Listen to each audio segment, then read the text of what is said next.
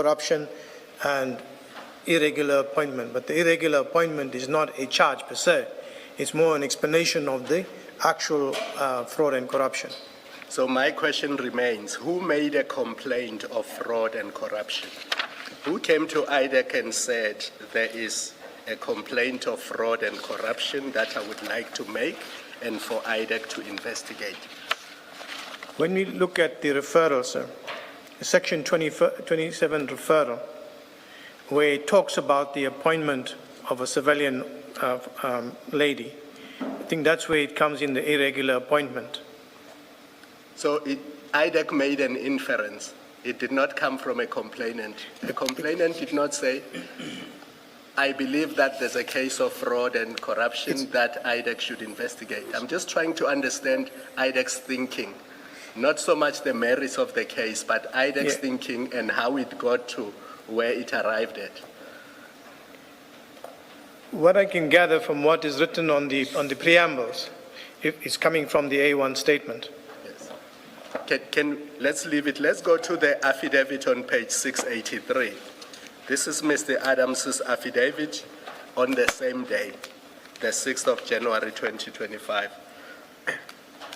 Are you able to put it up, Ms. Mutlasen? Same bundle on 683. I think you've seen the document before.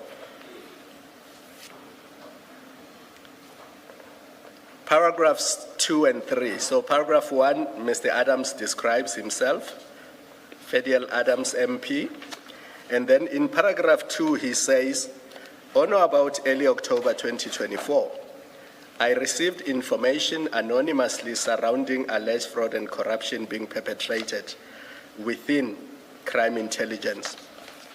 The allegations related to certain high-ranking police officials being involved in manipulating promotional and security vetting processes to unduly benefit a civilian person who worked for BMW South Africa being appointed as a brigadier in South Africa.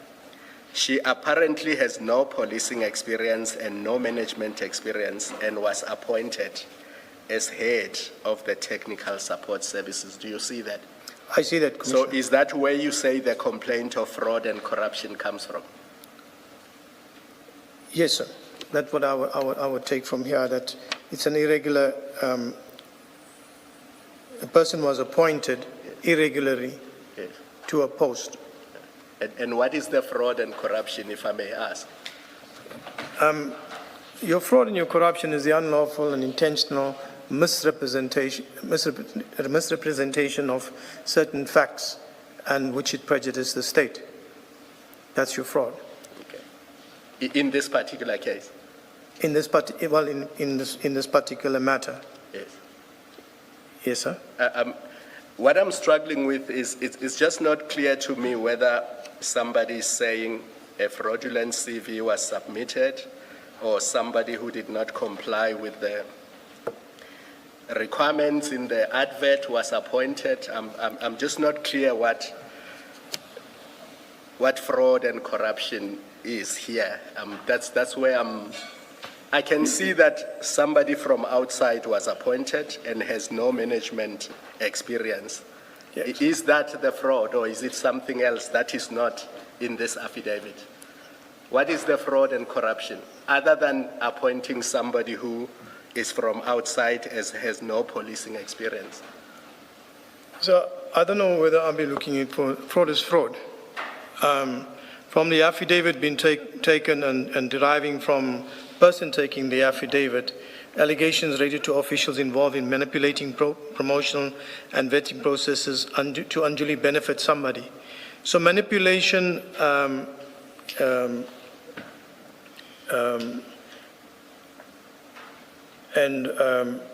the mere, what I grasp out of this, in order to get to this here, something had to be done and misrepresented. You know, that's the way I would see it. I know where Commissioner is going with it, but this has to deal, when you look at it, promotion, manipulation of promotions, how was it manipulated? What was done? Vetting processes, what was done? This person had no policing experience, what was done to cover up? So these are the things I'm taking in to derive where fraud comes in and where corruption comes in. Obviously, from the basis of this affidavit, I will take that now and go and look for further evidence, whether it comes from an analysis or documents or interviewing with persons to fully understand. But when I look at it, something had to be done. Something had to be manipulated. Manipulated, it borders on misrepresentation of something for somebody to believe such. And when you look at the post itself and what is mentioned, I mean, that is the way I look at it, sir. But the person that's taking the affidavit, I can't speak for him.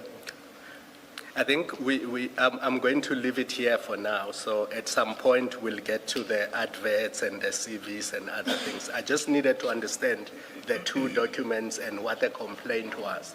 Thank you, Commissioner. Sorry, Colonel. You cannot use, because in response to the question by Commissioner Khumalo, you referred to an earlier part, the part that refers to these high-ranking police officials, open code, being involved in manipulating promotional and security vetting processes to unduly benefit a civilian person. That does not say much.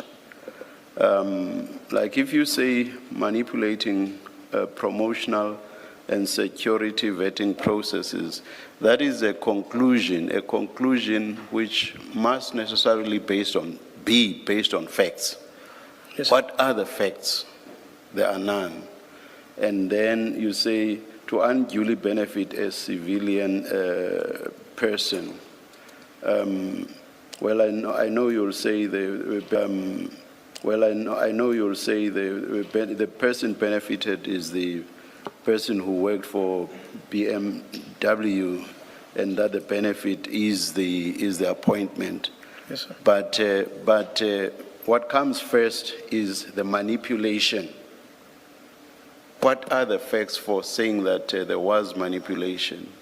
I know it's not you saying this, Yes, but you, as part of IDAC, are investigating this. And it goes back to what I said earlier, which is you only start investigating if this is a referral, if there is a basis for a reasonable suspicion. yes, sir. So if all you have are conclusions manipulating promotional and security vetting processes, what is the manipulation? What form did it take? There's none of that, not on this. And it's on that basis that I say you have not answered Commissioner Khumalo's question. Thank you, Because Chair. in attempting to answer it, you refer to this, and this is lacking on facts. There's no factual basis. Thank you, Chair. I'll try to explain it in the best I can. This affidavit, this section 27 comes in, it's referred, and then a preliminary investigation starts. At all given time, this is still an allegation. So when the preliminary investigation starts, you only have this to go on, which, as Commissioner Khumalo says, but look, there's nothing really much here, manipulation. What I say is,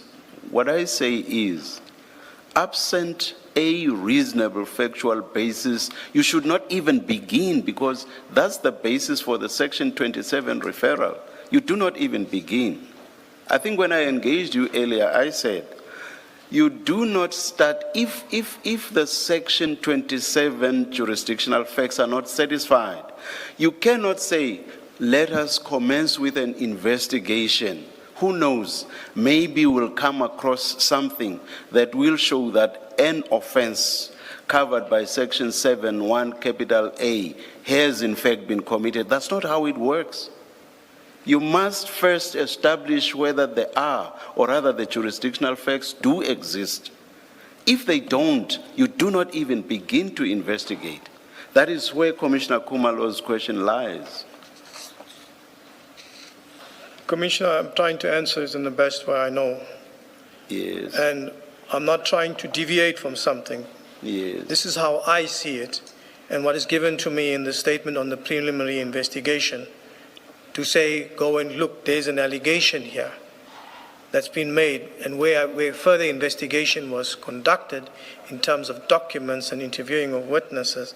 I hear that there's nothing in here, that this is what is being saying, but there's an allegation made here, a serious allegation being made here, that there is manipulation of processes by high-ranking officers, giving a civilian with no experience and appointing her in a crime intelligence post.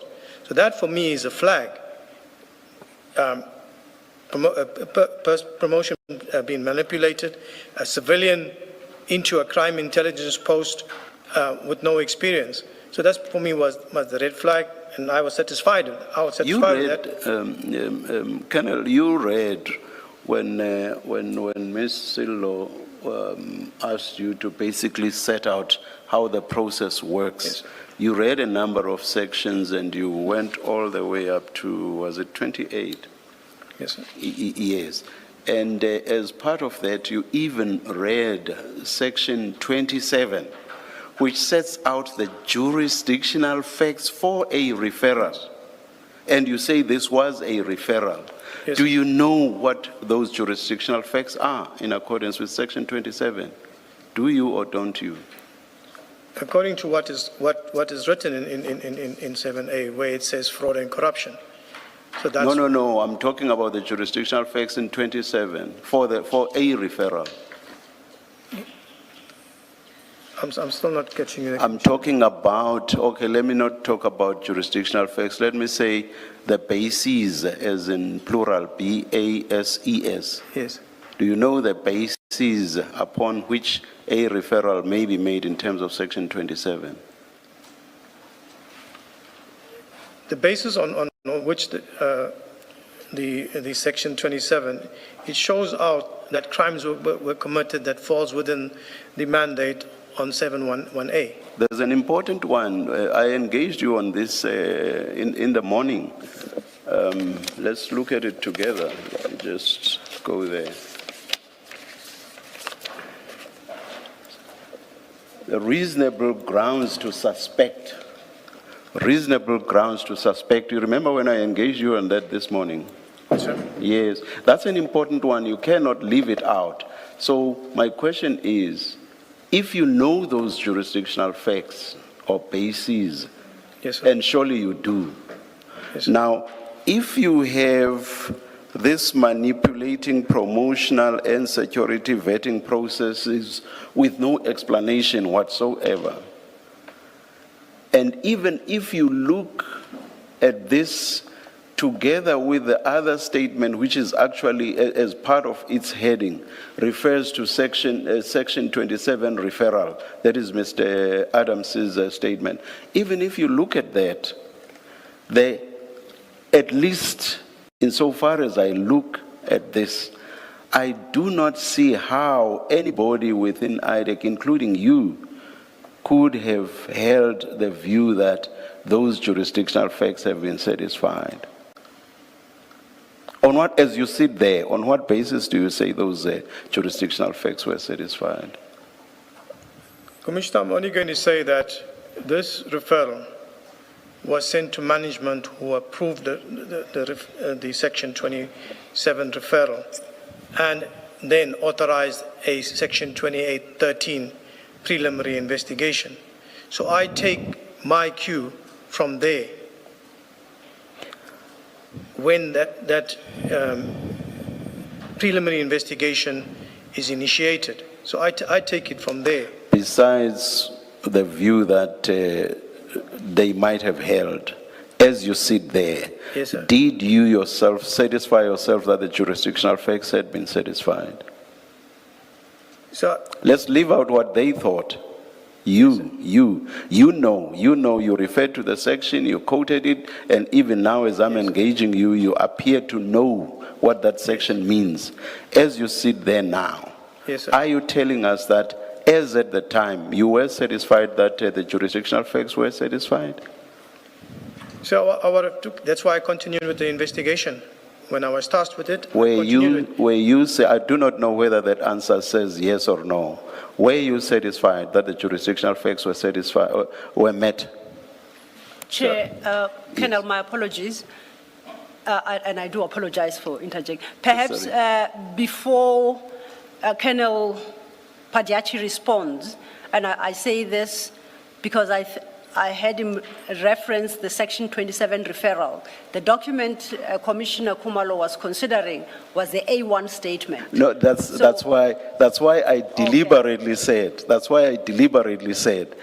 even if I consider both this, meaning the A1, and the statement which is actually headed Section 27 referral. Then if So the I'm Colonel- including both.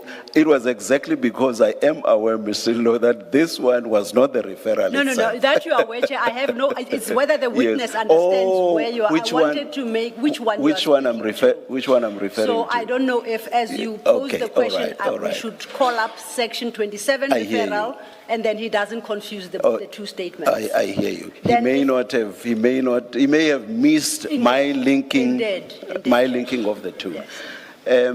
Colonel, in referring to the document on which Commissioner Khumalo was engaging you, I also made specific reference to the document headed Section 20, or rather, as part of its heading, refers to Section 27 referral. You heard me make that connection. Yes, sir. Or refer to that document as well. Yes. Yeah, all right. Now, what I'm saying is,